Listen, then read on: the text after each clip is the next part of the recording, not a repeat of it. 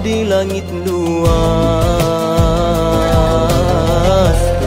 Harapan hati yang ikhlas disinari cahaya Rabbani syifa'un linnasi. Assalamualaikum warahmatullahi wabarakatuh. Alhamdulillahirabbil alamin wassalatu wassalamu ala asyrafil anbiya'i wal mursalin Sayyidina Muhammad wa ala alihi wa sahbihi ajma'in. Apa khabar hari ini bapa ibu tuan-puan sekalian di mana juga berada mengikuti lagi dalam kuliah herba kita. Hari ini masuk kuliah yang ke-56 ya. Ada 4 kuliah lagi tentang herba. Kemudian kita akan mula menganalisa penyakit dan menggunakan herba-herba sebagai salah satu kaedah terapi. Jadi oleh sebab itu banyak sekali timbul kekeliruan. Herba ni apa? Apakah komplementari ataupun herba ni alternatif ataupun herba ni maksud kata dia berdiri sendiri saja. Jadi apapun, sama ada dia komplementari ataupun dia suplemen ataupun dia nutrisi ataupun dia nak diambil sebagai functional food, itu kesemua tidak menjadi permasalahan. Tetapi yang paling penting, yang Pak Haji bimbang sekali ialah orang memberi herba tidak ada pengetahuan. Dan orang yang menganalisa herba juga tidak berpengetahuan. Sebab apa? Herba ini adalah merupakan sebahagian daripada budaya ataupun culture dalam sesuatu masyarakat. Di mana juga kita pergi, semua masyarakat mempunyai pengalaman ataupun budaya daripada satu generasi yang diturunkan kepada satu generasi. Dan bagi Pak Haji melihat ilmu ni salah satu bentuk ilmu yang disebut sebagai hikmah. Kita mencari hikmah di mana saja, hikmah itu boleh diperolehi. Hatta di dalam hutan belantara pun ya, kalau ada orang asli yang duduk dalam hutan itu yang mempunyai metodologi ataupun kaedah perawatan yang kita tengok tidak mendatangkan keracunan pada tubuh badan manusia dan telah diakui sejak daripada zaman berzaman, maka ianya boleh diterima sebagai satu disiplin ilmu pengobatan kita. Jadi oleh sebab itu maka ada orang menganggap bahawa disiplin ilmu pengobatan herba begitu longgar kerana dia tidak diiringi dengan data-data klinikal. Ya, bagi Pak Haji, disiplin ilmu pengobatan herba bukan longgar tetapi lebih sharp, lebih tepat. Lebih tepat. Apakah ini maksudkan dengan disiplin yang lebih tepat ni? Kerana dia tidak diukur kepada tikus putih, dia tak diukur kepada haiwan ataupun dia tak diukur kepada manusia dalam jangka masa yang pendek, tetapi dia melalui suatu proses yang panjang daripada satu generasi ke suatu generasi. Jadi oleh sebab itu Pak Haji berbangga sebenarnya apabila kita pegang herba ni, kita rasa kita sedang berzikir kepada Allah, kita rasa kita sedang mengingati Allah, kita merasakan kita sedang bersyukur dengan nikmat yang Allah bagi. Yang kedua yang Pak Haji nak sebut ini, bila kita belajar tentang ilmu herba, yang kedua kita tidak boleh belajar gunakan akal saja, mesti guna hati. Ya, apa beza akal dengan hati? Akal ini dia hanya melihat kepada logik yang mampu dilihat, seeing is believing. Tetapi hati ini dia cuba meraba hikmah yang Allah ciptakan.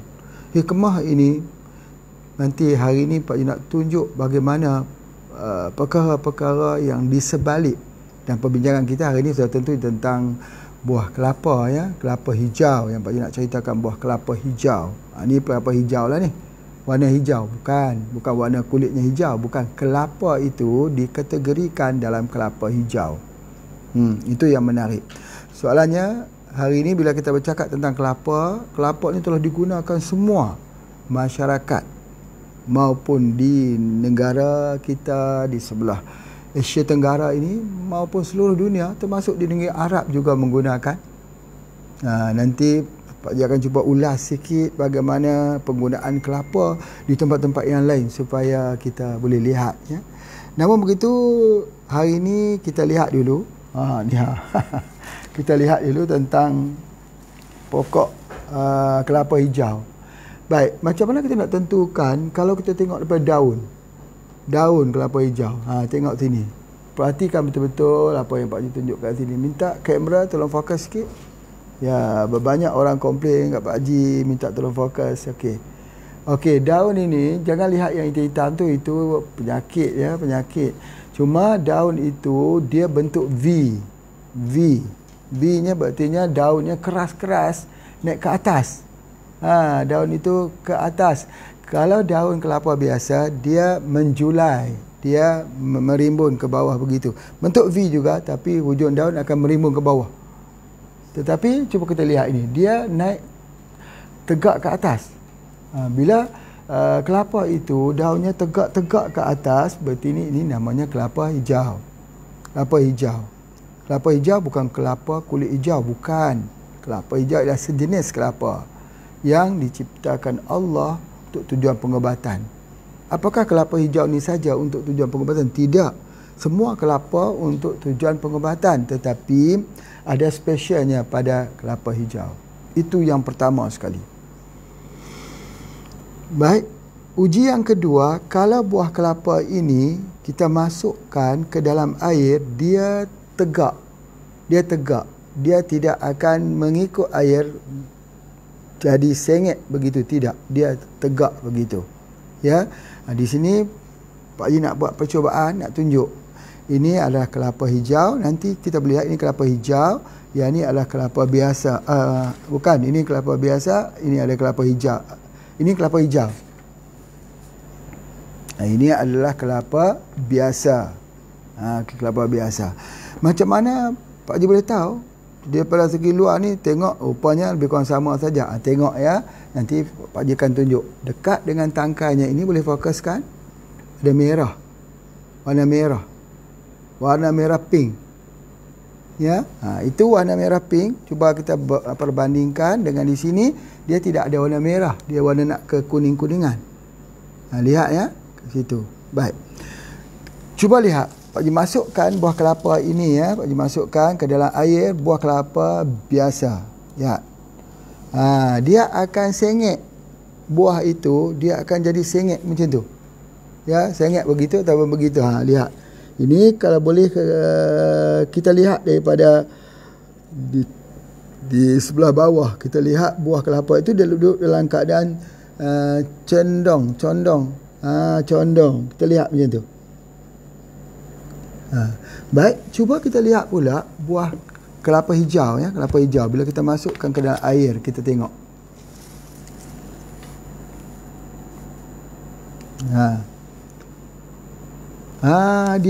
Dia tegak. Dia lebih tegak dan dia tidak condong lah. Jadi itu salah satu daripada pengecamannya ya. Baik, kesemua ni cuba tengok daun beza, buah bila rendam ke dalam air juga beza. Ini pun lebih kurang macam 2 ekor anak itik ya. Macam mana nak tahu jantan ke betinanya? Masuk ke dalam air. Yang depan itu betina, yang belakang tu jantan. Inilah juga kita tengok. Baik, ini ya contoh. Tetapi jika kita potong ni Pak Haji cuba potong sikitlah. Untuk kita lihat supaya lebih jelas. Ya dekat sini. Bismillahirrahmanirrahim. Bagus, pisaunya tajam sekali. Wah.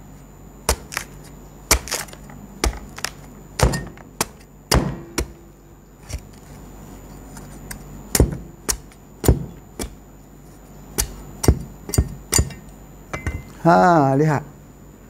Fokuskan. Jangan fokus di muka Pak Haji pula. Fokus di sini. Okey, boleh? Tengok. Ini kelapa biasa. Kita cuba juga tengok kelapa biasa. Macam biasalah.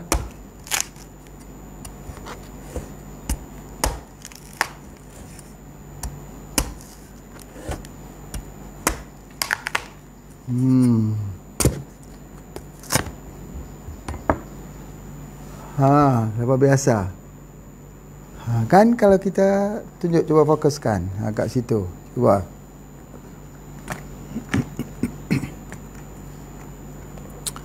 Okey, kita boleh lihat ya. Kita boleh lihat dia punya perbezaan. Masya Allah ya. Ini membuatkan kita tadabbur, fikir dan zikir.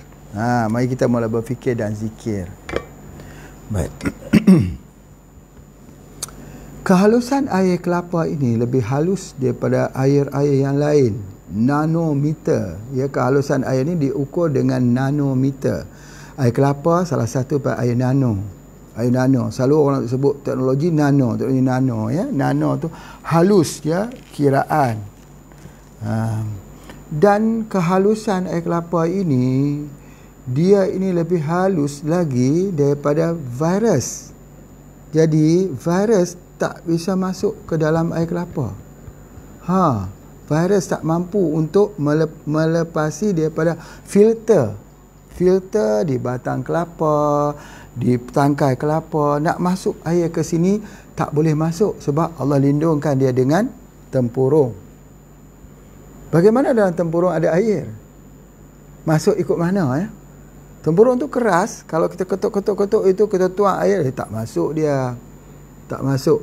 Macam mana boleh jadi air di situ preserve, tidak ada bahan awet tetapi dia tak masam. Boleh bertahan ya, dan dia tidak terkontaminasi. Dan bagaimana air ini memberikan obat untuk manusia. Ini yang Pak Haji nak sebutkan ni. Ya, nak sebutkan bagaimana air kelapa ini mempunyai sesuatu yang sangat istimewa, iaitu dia menjaga keseimbangan elektrolit dalam tubuh badan kita. Elektrolit. Berartinya kalau air itu lebih, dia keluar. Kalau air itu kurang, dia masuk. Di dalam inti sel kita tu. Sebab dia halus. Dia halus. Jadi oleh sebab itu, maka kalau kita minum air biasa, kalau air itu bukan air halus, air yang agak kasar, maka dia tak masuk ke dalam. Jadi dia minum air kencing, minum air kencing, minum air kencing. Dia tak masuk, dia tak serap dalam tubuh badan kita. Jadi macam mana kita nak merawat bagi pesakit-pesakit yang sudah lama. Pesakit yang sudah lama ni kita perlukan air masuk dalam tubuh badannya. Tapi air itu tak boleh masuk sebab ada gangguan elektrolitnya. Ion positif dan negatifnya itu ada gangguan. Jadi oleh sebab tu macam mana dia nak dinginkan tubuh badan? Demam berterusan. Air sangat penting. Maka Allah ciptakan air yang lebih halus daripada air infus. Kalau kita pergi ke rumah sakit, ada infus, air infus. Ya, kita masukkan melalui kepeluri darah. Tetapi ini dia tidak perlu, hanya perlu minum tapi boleh diserap. Apa dia? Air kelapa. Air kelapa. Jadi kalau orang itu ada masalah dehydration, maka pengobatan yang pertama ialah dengan air kelapa. Air kelapa.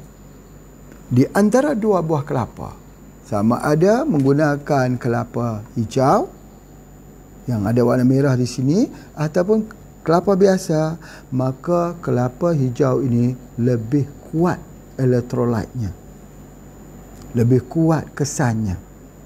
Jadi sebab itu orang jadikan ini sebagai kelapa untuk obat-obatan. Kalau kita tengok ya, bahawa kelapa itu sendiri mempunyai mineral, vitamin. Mineral dan vitamin ini lah yang diperlukan untuk tubuh badan ketika sedang sakit, untuk meningkatkan immunity. Jadi sebab tu orang demam, Pak Haji bagi contoh orang demam ya. Orang demam, apa yang mesti kita buat? Bagi minum air kelapa. Kalau minum air kelapa pagi, petang, malam ataupun pagi, tengah hari, petang, 3 air kelapa, 3 gelas diberikan, insya-Allah mereda, turun demamnya. Tapi jangan air kelapa tu dimasukkan dengan ais. Air kelapa yang asli. Boleh kalau ianya dimasak, nanti akan Pak Haji terangkan. Tetapi prinsipnya yang pertama, ketika kita sedang demam, imuniti kita sedang berada di tahap lemah. Macam mana nak meningkatkan? Kita perlu ambil air. elektrolit. Nah, sebab tu ada semua orang sebutkan air kelapa ni sebagai biotonik. Atau dikenali sebagai isotonik. Isotonik, ya, ataupun biotonik, di mana dia boleh mensupplykan energi yang cepat kepada orang yang lemah. Jadi kalau begitu, apakah kita perlu minum air kelapa pada setiap hari? Tidak setiap hari, tetapi seminggu sekali kena minum air kelapa untuk menormalkan elektrolit dalam tubuh badan kita. Minum air kelapa. Dan apa yang terjadi kalau air kelapa ini diminum oleh orang demam, ya? Yang pertama, turun kepanasan. Yang kedua, dapat tidur. Biasanya kita nak dapat tidur, orang demam dia akan makan ubat kimia. Ubat kimia yang diambil untuk dapatkan tidur. Tetapi dia menggelisahkan. Sebab fizik badan kita tidur, tapi otak kita tak tidur. Fikiran kita masih terus merawang. Sehingga kan tak sihat lah. Jadi ketika minum air kelapa ni berbeza.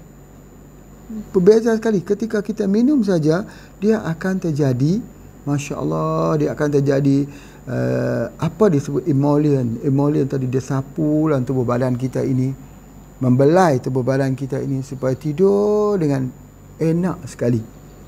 Jadi orang yang ada permasalahan penyakit jiwa yang tak dapat tidur sekian-sekian malam, 3 malam, 1 minggu, 1 tahun, maka air kelapa lah kita minum.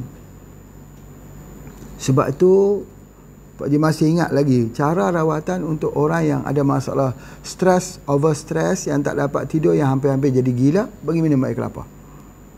Minum air kelapa. Sebab bila dia minum air kelapa, tubuh badan itu akan menjadi menjadi tenang. Dihilang kita punya tekanan-tekanan dalam saraf kita dan sebagainya. Itu ada di antaranya. Begitu orang hamil. Sebab apa kita suruh orang hamil minum air kelapa? Orang hamil ni kalau boleh, kalau umur hamil itu 7 bulan, kita sudah boleh suruh dia minum air kelapa selalu. Yang pertama apa dia? Mudah melahirkan anak. Yang kedua, anak tu putih. Anak itu putih. Yang keduanya, yang pertamanya ialah mudah melahirkan anak. Sebab tu di dalam masyarakat kita, dalam pengobatan ini, salah satu suplemen yang kita berikan kepada orang hamil ialah minum air kelapa. Hari ni orang hamil tak minum air kelapa. Hari ni orang hamil minum ubat-ubatan, suplemen misalnya. Diberi asid folat, ya betul, memang betul. Tetapi kalau dia ambil kelapa ini, Masya Allah. Sebab itu dulu orang buat minyak selusuh. Minyak selusuh, air selusuh. Air selusuh satu hal, minyak selusuh apa dia? Untuk memudahkan bersalin. Salah satunya kelapa. Minum. Kalau sudah 9 bulan itu, minum setiap hari, insya-Allah. Sekali saja dia akan mudah keluar. Sebab apa? Soalannya sebab apa? Sebab air tetuban kita, ya, air ketuban ataupun tetuban kita itu, dia tidak jadi, pertama dia tak jadi lebih. Anak dia tak jadi lemas dalam air tetuban. Yang kedua, dia tak jadi kurang. Dia cukup-cukup. Dan dia tak keluar air tetuban dulu sampai kering, sampai anak itu lemas. Tidak. Tidak jadi begitu. Ya, jadi sebab itu maka Allah Ta'ala ciptakan. Cuba kita lihat. Cuba kita lihat. Buah kelapa ni sama seperti rahim ibu. Sama seperti rahim ibu. Rahim ibu yang mana ada air. Cuma dalam buah kelapa tak ada anak lah. Jadi begitu rahim ibu ada air. Macam tu. Macam itulah juga ketika dia minum. Maka air ketuban itu air yang sihat. Supaya dia tidak berlaku kecacatan apabila hampir nak melahirkan anak. Cuba kita sering-sering bertanya pada ibu-ibu dulu.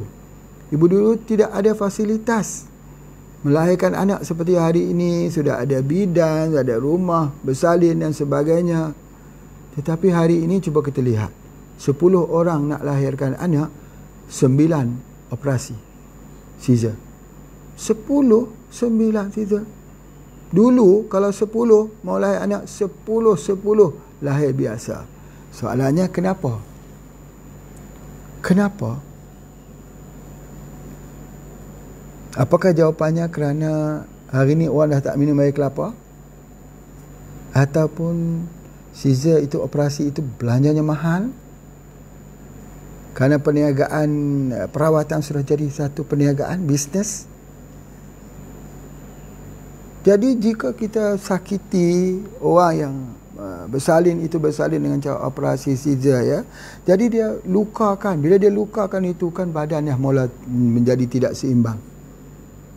Apatah lagi menggunakan ubat bius di belakang.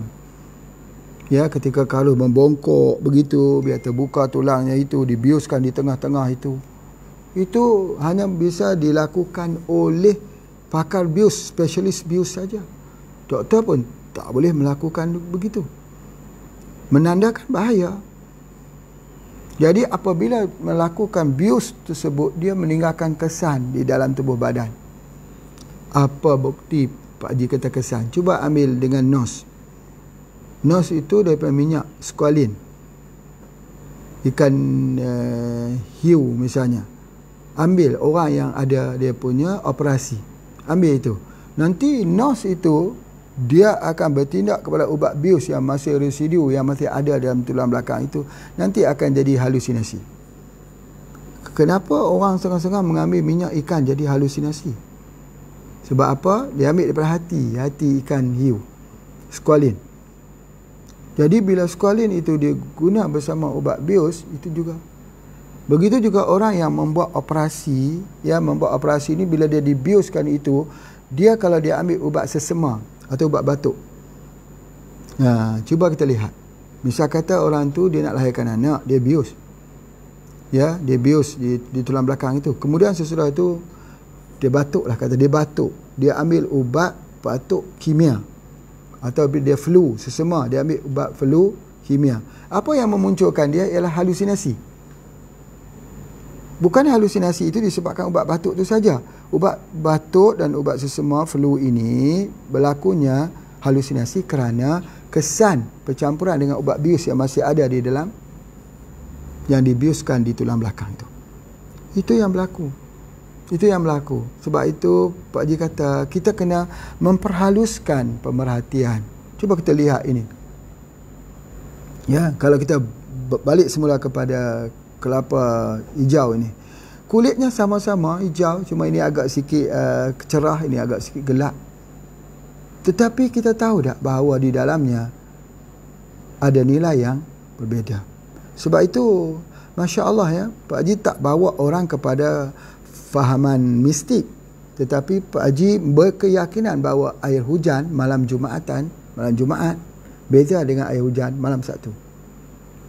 Pak Haji mempunyai keyakinan bahawa ada perbezaannya. Sebab Allah menurunkan hujan itu pada waktu malam apa atau siang apa itu tidak sia-sia. Oh, mau turun hari Senin, ya turun hari Senin. Tak. Tidak ada sia-sia. Masya Allah. Jadi oleh sebab itu banyak dia punya, insya Allah nanti Pak Haji akan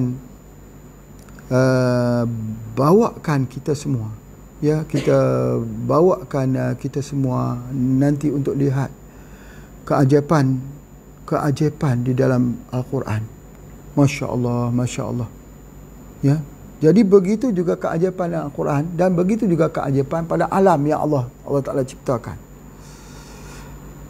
Ini saja membuatkan kita tak habis berfikir.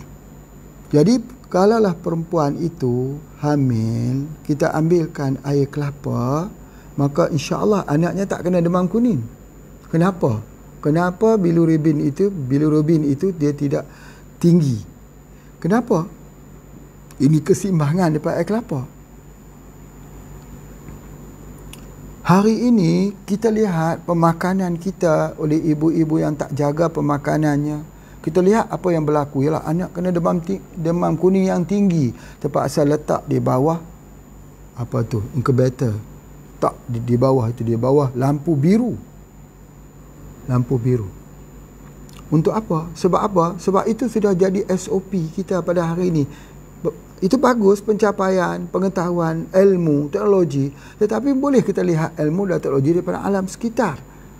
Bagaimana minum air kelapa yang dipraktikkan oleh masyarakat kita mengelakkan daripada demam kuning anak itu. Kemudian bila ibu itu lahir, dia punya plasenta. Ya, plasenta kita tahulah, dia akan keluar anak dulu. Lepas keluar anak, barulah diikuti dia punya uri, plasenta. Dia tak pecah, cantik dan bulat saja. Kenapa dia tak pecah? Kerana dia dilindungi oleh air. Dilindungi oleh air yang kita ambil daripada air kelapa. Macam mana air boleh berada dalam buah kelapa, begitu air ini boleh masuk di dalam rahim ibu? Ini kalau sudut sains, Pak Ji sebutkan air nano. Tapi di sudut pengetahuan umumnya, ya ini adalah kekuasaan Allah yang maha tinggi, yang maha pengurnia. Jadi oleh sebab itu, maka kita belum lagi mengkaji tentang planet-planet di angkasa tinggi, tapi tumbuh-tumbuhan di bumi pun cukup membuatkan kita akan menyebut maha suci Allah. Sesungguhnya engkau tidak ciptakan ini sia-sia. Jauhilah kami daripada azab neraka. InsyaAllah. Ini membuatkan kita semakin takut kepada Allah. Semakin sujud, makin mengakui kebesaran Allah. Dan kita ini adalah insan kecil, insan kerdil yang kerana kekedilannya itu hampir-hampir tidak kelihatan di atas muka bumi ini. Jadi, oleh sebab itu kita belajar ya. Baik. Itu yang seterusnya. Wanita hamil, orang demam, kita gunakan. Dan kalau kita nak gunakan untuk orang yang demam campak. Demam campak. Demam campak tu demam apa? Bakteria atau virus? Itulah yang Pak Ji nak sebutkan ini. Dia adalah antivirus. Demam campak. Kalau orang kena demam campak, dia tak keluar habis campaknya itu. Ya, bintik-bintik merah tu tak keluar habis. Kalau nak tengok keluar habis, biasanya anak-anak demam campak ya, dia mesti keluar di atas tapak tangan atau di bawah tapak kaki. Bila keluar di bawah tapak kaki dan tapak tangan, itu menandakan habis keluar. Di dalam pengobatan kita, pengobatan herba, ada beberapa tindakan yang kita perlu lakukan untuk keluarkan. Pak Ji bagi contoh, orang yang ada masalah makan makanan beracun, food poisoning. Food poisoning, kita tidak mengambil langkah untuk menghentikan mencret, diarrhea, cek beret, bukan. Kalau kita menghentikan langkah tersebut, berartinya racun akan tertahan di dalam usus. Nanti usus itu akan mempunyai masalah. Dia panggil stricture. Jadi dia akan jadi genting, dia akan jadi kecut. Jadi oleh sebab itu, maka dalam pengobatan herba, dia mesti keluar. Racun mesti keluar. Sama ada melalui muntah atau melalui dikeluarkan. Dia tidak jadi diarrhea, tapi dia jadi lawas. Baik. Begitu juga dengan virus. Virus itu mesti kita keluarkan daripada organ-organ penting di dalam tubuh badan kepada organ-organ yang tak penting, iaitu di kulit. Misalnya orang yang ada masalah demam campak. Demam campak ini kalau dia tak kita keluarkan, dia demam berterusan. Terus demam. Tak sihat lah dia kata. Sebab apa? Tak tahu. Panas badan, tak sihat. Demam campak. Sebab apa? Sebab tak keluar. Bila tak keluar habis, nanti berpanjangan. Macam mana cara nak keluarkan demam campak tersebut? Maka kita ambil air kelapa, diberi minum. Bila kita minum air kelapa, maka demam campak akan keluar. Sebenarnya, apa yang berlaku di sini, bahawa dia telah melakukan pematangan. Sama juga seperti bisul. Bisul ketika dia sedang membesar, dia menarik bisa menarik dia punya nanah tersebut, dia sakit. Tapi bila sudah dimatangkan, dia sudah tidak sakit lagi. Jadi begitu juga orang kena demam campak, kita minum, maka rashes itu keluar. Yang orang kata ruang-ruang merah itu akan keluar, dan keluarnya itu bila dah keluar, demam pun hilang. Hebat kan bagaimana buah kelapa ini berfungsi, ya. Jadi oleh sebab itu, maka bila Pak Haji sebut begitu, itu menunjukkan bahawa air kelapa ini adalah antivirus. Pernah orang buat penelitian air kelapa antivirus, antibakteria. Jarang kita dengar, ya, ulasan-ulasan begitu, tetapi kita dapat lihat banyak hasil. Nanti akan Pak Haji tunjukkan bagaimana cara menyediakannya. Okey, kita lihat iklan terlebih dulu. Silakan. Hari POC Sedunia disambut pada tanggal 1 Jun. Sambutan ini bertujuan memartabatkan keunggulan pertanian hidayah. POC, pupuk organik cair, formulasi hebat daripada Tuan Haji Ismail bin Haji Ahmad, owner dan founder HPA International. Harapan moga hasilnya dilimpah keberkatan. Tidak hanya digunakan bagi siraman di pokok, tetapi POC digunakan kepada skop yang lebih luas seperti dalam bidang ternakan ayam bagi memastikan ayam dibesarkan dengan kaedah alami, bebas vaksin, bebas lemak, bebas bau hamis.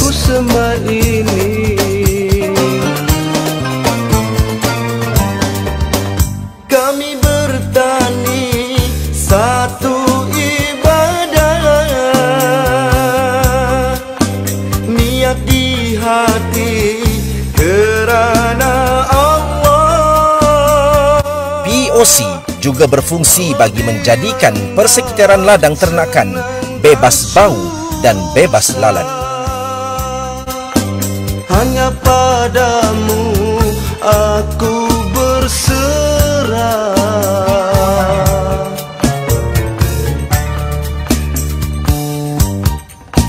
Yakin usaha tangga kejayaan tidak ku hampa walaupun kegagalan. Kita manusia hanya merancang, Allah berkuasa yang berhak menentukan.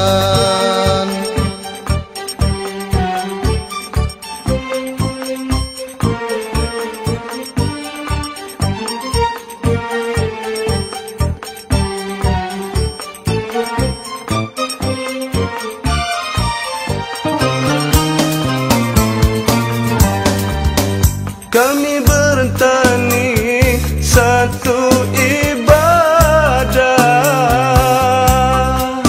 niat di hati kerana Allah. Walau dilanda senang dan susah, hanya padamu aku berserah.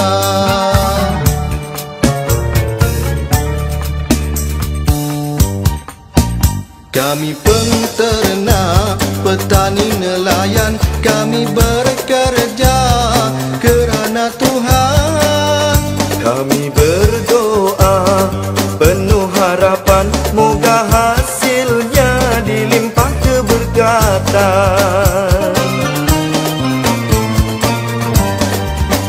Kami penternak, petani dan nelayan, rela berjuang dan membanting tulang. Kami penternak, petani dan nelayan. Dengan POC dapat merealisasikan pertanian hidayah yang mudah, murah, cepat dan untung. Selamat menyambut Hari POC Sedunia. Bertani satu ibadah.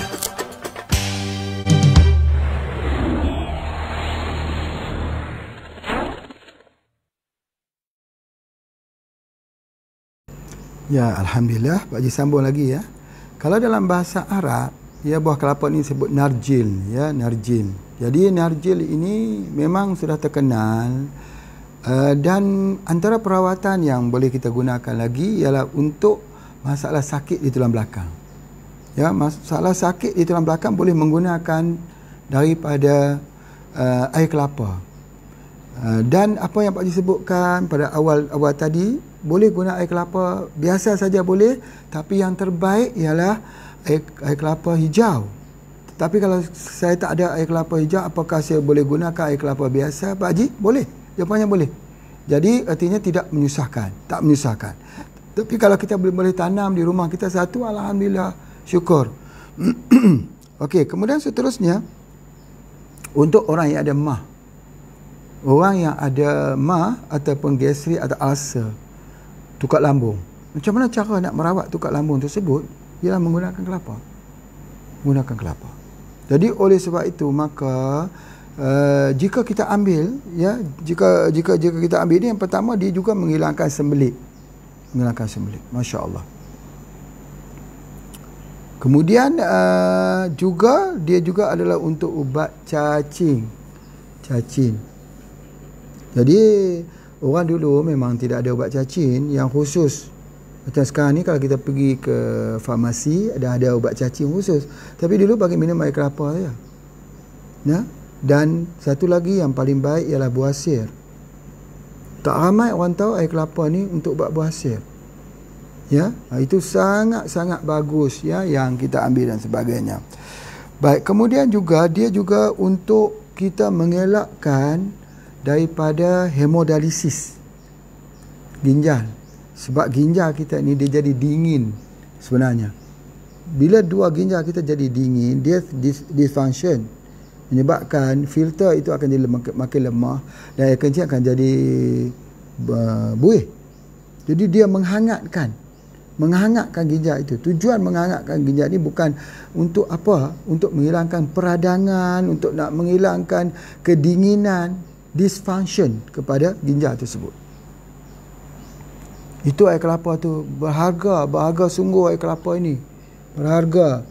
Ginjal kita, cuba kita bayang, kalaulah satu ginjal tu rosak, bukan mudah-mudah nak ganti dengan ginjal yang lain. Kalau badan tak boleh terima ginjal yang diambil daripada pemindahan ginjal oleh ginjal manusia yang lain, dia akan bengkak seluruh tubuh badan. Akhirnya membawakan fatal, meninggal. Jadi sebab itu maka buah kelapa ni tumbuh begitu banyak sekali. Minum saja. Ya, nanti Pak Haji ajak caranya, bagaimana cara untuk membuat minuman yang enak, yang sedap, masya-Allah. Kalau air kelapa ni dimasak, ya, ataupun tak dimasak lah, dimasukkan sedikit dengan sikit biji selasih dan lemon. Biji selasih, lemon, air kelapa. Kalau boleh masuk garam sikit lah. Garam sikit. Masya Allah. Minuman fresh. Cuba tengok hari ni. Ya, alhamdulillah. Masya Allah. Okey, oleh sebab itu maka bila kita ambil begitu, dia sebenarnya depuratif, pencuci darah. Maka orang yang ada penyakit kulit gatal kulit, kita selalu ada orang tanya, Pak Haji, kulit jadi kering, jadi gatal. Termasuk juga penyakit kering pada pesakit kencing manis. Kulit dia jadi kering. Kulitnya dia jadi tidak ada elastik. Begitu juga orang yang ada masalah ginjal, kulitnya akan kering. Macam mana cara nak melembabkan kulit tersebut? Dia adalah air kelapa. Air kelapa. Kita minum air kelapa. Kudis, air kelapa. Gatal-gatal, air kelapa. Yang berlaku termasuk rambut gugur. Rambut gugur itu, cara dia mengelakkan gugur itu ialah dengan air kelapa. Jika begitu, apa maknanya? Maknanya air kelapa ini dia menghilangkan racun dalam tubuh badan, depuratif. Sebab itu orang tua-tua dulu kalau kena muntah berdarah, mereka keluarkan dia air kelapa yang dicampur dengan clay, dengan tanah liat. Ambil tanah liat, campur dengan air kelapa, adukkan, minum. Biar dia bening, minum. dan dia menghilangkan racun seluruh tubuh badan kita. Racun daripada racun serangga, racun rumpai, makanan food poisoning, racun daripada bakteria, racun daripada apa. Sebab apa? Air kelapa ni halus, dia masuk sampai ke deep, ke inti sel, supaya dia dapat membersihkan, membuangkan keracunan. Dia juga mengawal elektrolit, yakni untuk nak keluarkan air, masukkan dia punya air sebagainya.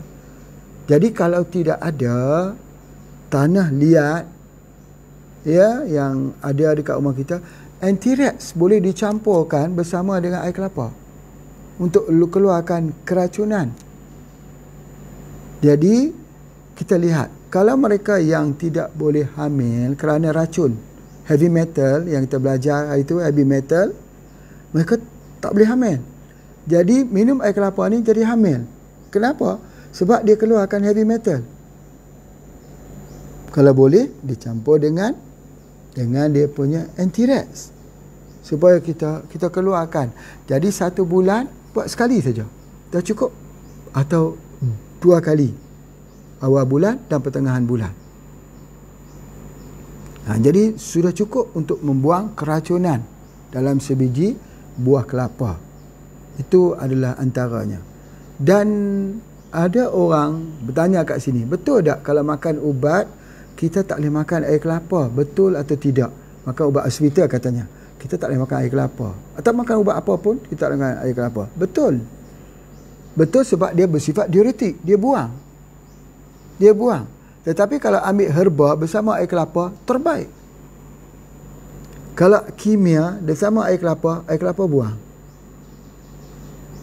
Jadi macam mana kalau orang tu ada masalah darah tinggi yang makan ubat hospital, ubat kimia, boleh tak mengambil air kelapa? Boleh, tapi jarakkan masanya. Sebaik-baiknya 2 jam, minimanya 1 jam. Minimanya 1 jam kita ambil dia punya air kelapa, kita atur dia punya waktunya. Jadi bila kita ambil air kelapa ini, dia membersihkan tubuh badan kita. Soalan yang kedua, selalu orang tanya, saya kalau ambil air kelapa, saya ngilu di sendi-sendi saya. Betul. Kita akan ngilu di sendi kalau kita overdosis. Jadi itu pengkaedan yang kedua, iaitu air kelapa itu mesti dimasak.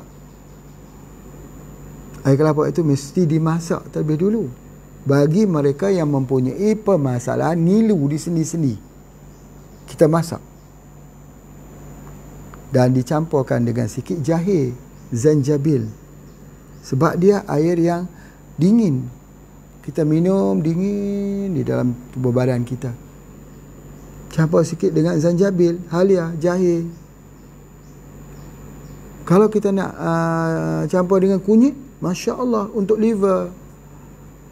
Kalau kita nak campur dengan temulawak, Masya Allah. Air kelapa tersebut nak buang keracunan di dalam tubuh badan kita, nak bagi sumber tenaga itu muncul balik. Bagaimana? Ya, kita masak dengan api yang perlahan.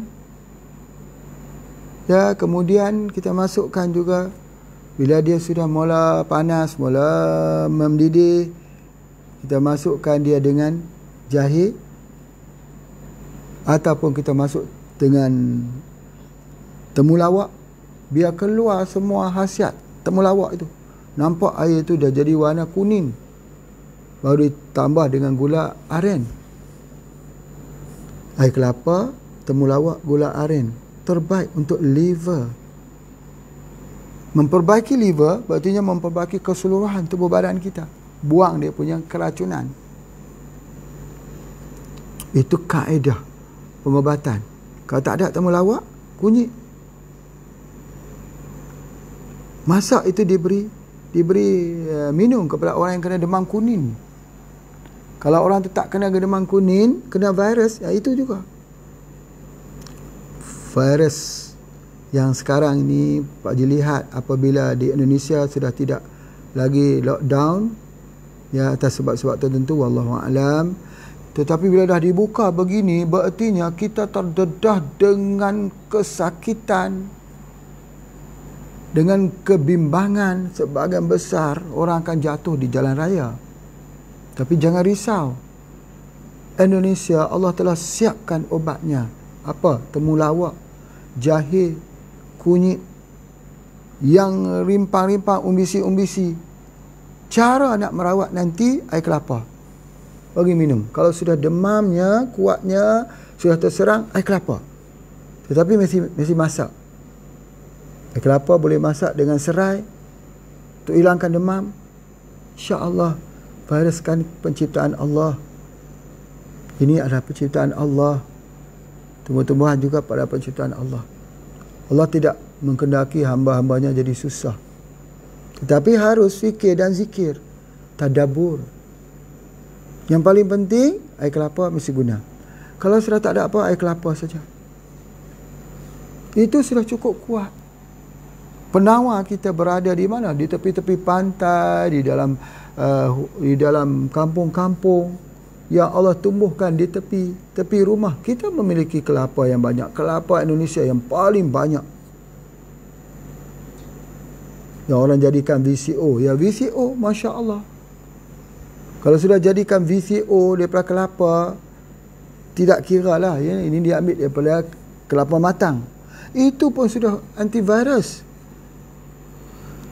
Masalahnya hari ini kita ditakutkan dengan corona itu kerana kita bergantung dengan ubat kimia. Kita takut. Sebab kita bergantung dengan ubat kimia. Tapi kalau kita pergi kepada, kita keluar daripada kegelapan dan kesempitan pengobatan kepada cahaya dan keluasan rahmat pengobatan ilahiyah alamiah, kita akan mendapati penawarnya berada di keliling rumah kita dan sebagainya. Itu Pak Haji sebut hari itu, ya, bahawa orang yang ada masalah ginjal cepat makan pucuk keji beling pada setiap hari, dia tak akan kena ginjal. Hari ini air kelapa pula, minum air kelapa. Ya, itu yang ingat ya. Jadi maksudnya begitu juga kalau kita sakit sendi, tapi sakit sendi itu kena rebus dengan halia lah, sanjabil. Masya Allah ya. Dan yang menariknya, ya, bila kita ambil untuk orang yang ada penyakit darah tinggi, ini sangat menarik. Darah tinggi itu dia ada sistolik, diastolik, ya. Yang mana sistolik ni dia akan menurunkan sampai 71%. Dia akan turun. Diastolik ini dia akan turun 27%. Masya Allah. Untuk tekanan darah tinggi. Untuk tekanan darah tinggi kita gunakan apa? Kita gunakan air kelapa. Minum, rebus, turun. Kalau kita minum, kita masukkan jahe, dia jadi keringat. Keringat. Tapi kalau ada setengah-setengah tempat yang Pak Ji lihat, dia kelapa tua dibakar dengan kulit-kulitnya sekali. Itu pun cukup bagus. Tapi sewaktu dia masih panas lagi, masukkan dengan jahe. Dia akan berkeringat. Badan itu detox, dia keluarkan penyakit. Allahu Akbar. Boleh masuk jahe, boleh masuk serai, juga boleh kita gunakan. Masya Allah. Dan satu lagi, dahulu digunakan untuk memecahkan batu karang di dalam ginjal. Ini menarik bahawa air kelapa ini kalau kita minum, dia pecahkan batu karang. Jadi kalau orang itu dah biasa jadi batu karang, dia tak mau jadi batu karang, dia minum air kelapa, dia akan hancurkan. Dia akan hancur sebab dia akan melawaskan kencing. Kencing itu seperti Pak Haji sebut, seperti air hujan lebat lah, yang turun di dalam longkang, menolak sampah keluar. Begitu dia disebut sebagai diuretik di dalam kelapa. Jadi Masya Allah besar tak dia punya khasiat air kelapa ini. Sangat-sangat besar. Dan jenis batu karang yang dia akan hancur ialah yang pertama, kalsium oksalat. Allah, subhanallah. Kalau begitu juga yang berlaku kepada air kelapa, begitu juga berlaku pada minyak kelapa, VCO. Sama juga. Apa yang Pak Haji bahaskan tadi tentang kelebihan air kelapa, sama juga dengan ini. Dan yang paling terbaik dia adalah untuk jantung. Jantung. Masya Allah, dia mendinginkan jantung.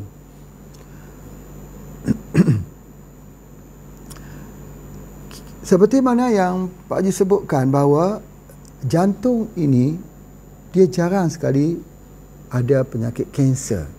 Jarang sekali kita temui. Ya, tetapi jantung selalu penyakit peradangan. Iaitu kepanasan di jantung. Dan jantung itu dengan ritmenya yang tidak sekata. Kerana peradangan di jantung yang menyebabkan dia jadi lemah jantung, dan menyebabkan maka terjadi penyumbatan di jantung. Penyumbatan di jantung itu kerana jantung itu dysfunction. Sebab apa? Sebab panas. Sama juga dengan ginjal. Minta maaflah, banyak orang akan cuba menyebut masalah ginjal ini dengan masalah kencing, urinary tract infection, kencing banyak, polyuria, nocturia, kencing pada waktu malam, oliuria, kencing sikit dan sebagainya. Itu kesemuanya terkait dengan ginjal. Kenapa jadi begini? Sebab ginjal itu radang. Bila ginjal itu radang, jantung itu radang, dia perlu kepada penyejukan. Dia perlu kepada satu yang mendinginkan dia. Apa dia? Air kelapa. Air kelapa. Air kelapa inilah yang memperbaiki jantung. Jadi orang yang ada sakit jantung, masalah jantung, mereka tak suka minum air kelapa. Satu dia. Sebab mereka tak lihat hikmah tu ada pada air kelapa. Air kelapa ni untuk orang haus saja. Dan disediakan dalam sediaan yang salah. Air kelapa dicampur dengan ais, dibuat minum. Sediaan yang salah tu tak memberikan makna. Minumlah sebanyak mana pun. Tapi kalau dicampur dengan daun nak-nak, daun mint, campur selasih, ya, ataupun kita campur dengan lemon, dibuat minum, suam, hangat-hangat. Allah, keringat. Potong jahe sikit, keringat. Itulah di antaranya. Masalahnya yang ada, kita ini, kita tidak tahu menggunakan nikmat Allah itu untuk optimumkan kesihatan. Kita banyak mengutamakan selera. Kita tak utamakan tentang kesihatan. Masya Allah, ya Masya Allah. Nanti kita boleh cuba. Bapak Ibu boleh cuba. Jadi berartinya boleh ambil air kelapanya. Kelapa mudanya juga boleh. Kelapa tuanya juga boleh. Airnya itu dimasak. Dan kemudian barulah dimasukkannya. Tapi daripada kelapa muda itu yang terbaik. Ya, itu ada di antaranya. Dan isinya itu kita makan. Dan sebenarnya jika isi itu ada isi yang masih lembut, ya, macam jelly. Kalau air kelapa, ya, ambil air kelapa yang isinya masih jelly, ya, jelly itu masuk ke dalam periuk kaca, kemudian kita rebus sampai mendidih. Dia bagus untuk ubat untuk orang lelaki. Itu obatnya digunakan di zaman dahulu, zaman yang tak adalah macam ubat kimia sekarang ini. Kita ambil dia, ya, apa dia, air kelapa ketika isi itu masih jelly, ya, itu adalah antaranya. Kemudian pula apa yang Pak nak sebutkan sini, ada satu lagi penelitian yang sangat menarik. Penelitian ini jarang sekali dilakukan orang, ya, sebab air kelapa ni dia manis ke air kelapa ni? Dia kelapa yang manis, macam kelapa pandan. Manis dan terasa bau pandannya. bau pandan wanginya terasa. Ada yang sikit asam, ada yang masam betul, tapi taklah masam macam lain. Cuba kita bayangkan dengan madu lebah. Madu lebah ada yang manis, ada yang sikit asam, ada yang asam betul. Belum ada lagi air kelapa yang asam betul sama seperti mana madu lebah yang asam. Madu lebah lebah trigona, kelulut, asam. Baik, tetapi daripada madu lebah tadi yang manis, yang sikit asam, yang asam itu kan semua mempunyai nilai ubatan masing-masing. Begitu juga air kelapa. Air kelapa kita cari yang tidak manis. Air kelapa yang biasa, yang tidak manis, dia terbaik untuk penyakit kencing manis. Natural, alami untuk perawatan kencing manis. Cari yang tidak manis betul-betul. Jangan tambah gula. Kalau dah tak manis, tambah gula pula, itu rosaklah. Allahu Akbar. Lagi masam air kelapa tersebut. Ingat ya, masam air kelapa itu mesti masam yang original. Masam di dalam buah begini, bukan masam yang disimpan berhari-hari, bukan. Masam original ini lagi masam dia, lagi kuat kesan diuretik dia untuk darah tinggi, kencing manis dan sakit jantung. Allahu Akbar. Jika kesannya itu manis, manisnya untuk ginjal. Untuk ginjal. Untuk peradangan ginjal. Untuk energi. Untuk tenaga. Untuk menguruskan badan. Supaya dia mengawal air yang ada di dalam tubuh badan kita. Itu kalau kita jumpa orang yang kurus saja. Orang yang kurus, apa yang harus kita berikan? Air kelapa. Kalau orang tu gemuk, bagaimana? Harus bagikan air kelapa. Kerana air kelapa itu dia pengimbang. Ya, dia menjadi salah satu daripada pengimbang kepada antara orang yang obesiti dan orang yang kurus. Itu adalah di antaranya. Baik. Selain daripada air kelapa, cuba lihat di sini. Ini adalah tangkai dia ya. Yang kita kata beginilah tangkainya. Begitu. Panjang ni. Yang ada ni. Tangkai asuhnya di sini kan. Itu dia ini. Ini ni. Kalau kita potong. Kita potong. Kita rebus. Kita minum airnya. Dia untuk hilangkan sakit senggugut. Senggugut. Jadi sakit ketika kedatangan darah haid. Tapi masukkan sedikit kapur makan. Sedikit ke dalam air tersebut. Dia agak sikit keruh. Minum sikit-sikit. Hilang sakit gigi. Sakit. Apa juga jenis-jenis kesakitan. Ini. Daripada ini. Dan daripada belakang ini. Belakang kelapa ini di sini. Sini. Ditunjuk ya. Di bahagian belakang ini. Dibuat rebus untuk sinusitis. Untuk sinusitis, untuk resedung. Hilangkan kegatalan di muka ni. Di bawah ni. Allahu Akbar. Ya. Subhanallah. Kita ambil kat sini. Ya. Kemudian, tempurungnya itu. Ya, selain daripada kita buat kerajinan tangan, kraft tangan itu, tempurungnya itu boleh kita buatkan dengan kita bakar dia jadi arang. Arang tempurung kelapa lah yang terbaik untuk menghilangkan mencret diarrhea. Terbaik untuk jadi obat untuk sakit jantung. Arang kelapa tersebut. Macam mana cara membuatnya? Bakarkan dia jadi arang.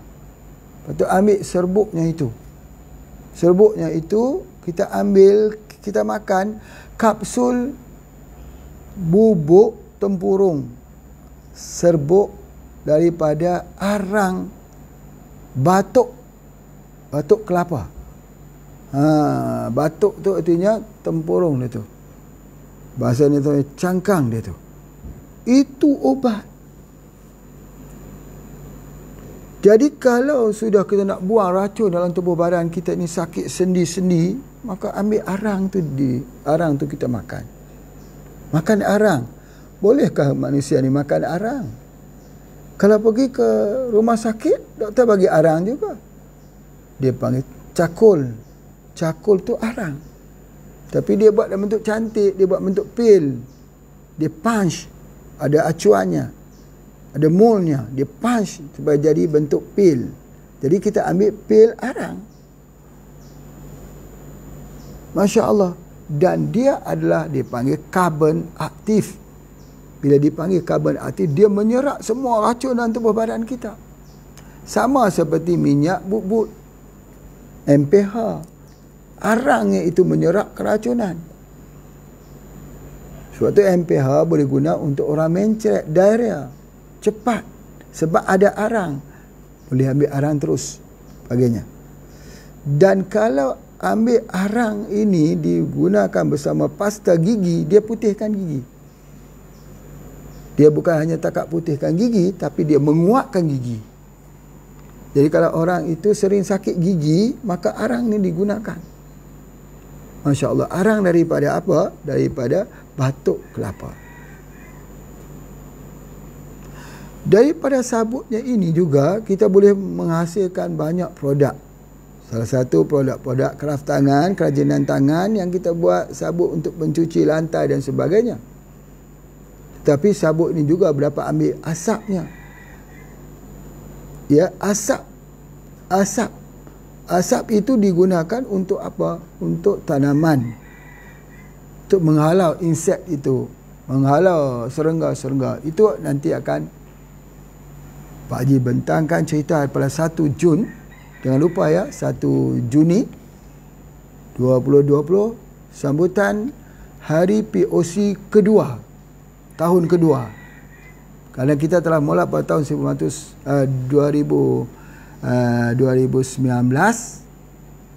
Sambutan Hari POC pertama sedunia. Dan kita akan buat sambutan POC kedua sedunia nanti. Di sini Pak Haji akan bagi kuliah selama 1 jam tentang POC dan pencapaian. Dan Pak Haji akan tunjuk cara membuat POC itu sendiri. Macam mana cara untuk membuatnya. Jadi itu adalah sumbangan kita. Dan nanti Pak Haji akan muatkan kejayaan-kejayaan penggunaan POC pada produk-produk yang ada di Malaysia, di Indonesia dan hasil-hasil produk POC. Masya Allah. Ini sangat-sangat menarik, khususnya supaya peladang, penternak dan nelayan dapat menikmati hasil daripada penemuan POC tersebut. Baik. Jadi oleh sebab itu kita kembali kepada narjil ini, narjil ataupun kelapa ini, iaitu dengan kita lihat bahawa kelapa ini memiliki kelebihannya. Jadi oleh sebab itu apa yang Pak Haji nak sebutkan dekat sini, air kelapa muda atau air kelapa tua yang kita nak gunakan. Ya. Boleh guna air kelapa muda. Ya, dan air kelapa muda itu dia lebih kuat. Dia lebih tajam. Air kelapa muda itu yang tua itu agak lebih lunak. Lebih lunak. Tapi kedua-duanya boleh kita gunakan. Jadi kedua-duanya boleh dimasak dan boleh ditambah dengan apa-apa juga herba di dalamnya. Boleh kita gunakan. Dan bila kita minum itu, ingat ya, paling minima kalau kita tujuan pengobatan dia ialah 3 gelas. 3 gelas. Jadi kalau air kelapa ni airnya sikit, kena 2-3 biji kelapa lah kita ambil sebagainya. Jangan simpan untuk hari esok. Yang kita masak pada hari ini, jangan simpan untuk hari besok. Ya, itu di antaranya. Di sudut pengalaman Pak Haji sendiri, Pak Haji telah pun menggunakan air kelapa, temulawak, gula aren yang disiapkan untuk minuman ketika tubuh badan Pak Haji tak sihat. Alhamdulillah. Nampak sangat berbeza sekali. Dan hasil daripada itu, Pak Haji mengambil satu tindakan untuk mengeksport temulawak daripada Indonesia ke Malaysia. Alhamdulillah, kita telah sampai temulawaknya itu di Yan Kedah ini, dan kita telah mula menanamnya. InsyaAllah nanti Pak Haji akan tunjukkan, minta ambil temulawaknya yang dalam pasunya yang sudah besar itu. Pak Haji nak tunjukkan pokok yang dah besar. Ini ni sebab di Malaysia kebanyakannya tidak ada pokok temulawak. Ya. Ada juga kita di Malaysia ni ada hampir-hampir nak macam temulawak, dia panggil kunyit terus. Kunyit terus ke apa semua. Itulah lebih kurang. Tetapi dia beza. Dan kita nak bagi tahu bahawa jenis temu ni banyak jenis spesiesnya. Ya. Jadi kalau kita gunakan, ada pokok tepus, ada pokok kunyit yang lain, temu-temu yang lain, tetapi spesies kita nak guna ialah temulawak. Jadi mereka boleh datang membeli di Yan. Pak Haji ada jual ini, dan alhamdulillah kita tunjuk pokoknya sangat besar, tinggi, yang kita tanam di dalam pasu. Nanti insya-Allah Pak Haji sedang menyiapkan untuk sebuah peladangan. Nah, ini dia pokok temulawaknya, ya, pokok temulawaknya di sini. Ya, mari sini. Ini berpasir-pasir lagi, masya-Allah ya. Ini dia. Ni. Tak mengapa. Pasir-pasir pun tak mengapa. Berat juga ya. Kita tengok ya. Ini dia pokok tinggi sebagainya. Apa kita nak tengok temulawak ini, kita tengok ini. Dia ada urat daun dia itu, kita nampak. Dia ada warna sikit kehitaman di sini. Itu dia pokok temulawak. Itu kita gunakan. Ni. Itu nampak dia gitu tu. Nampak daun dia warna begitu. Itu. Nanti jangan lupa lihat dalam TV Pak Haji penyiapan bagaimana membuat minuman daripada air kelapa, dan bagaimana membuat minuman air kelapa yang mencampurkan dengan pokok temulawak. Belajar di situ cara membuatnya. Ya, insya-Allah kita berjumpa lagi di dalam kuliah besok. Assalamualaikum warahmatullahi wabarakatuh.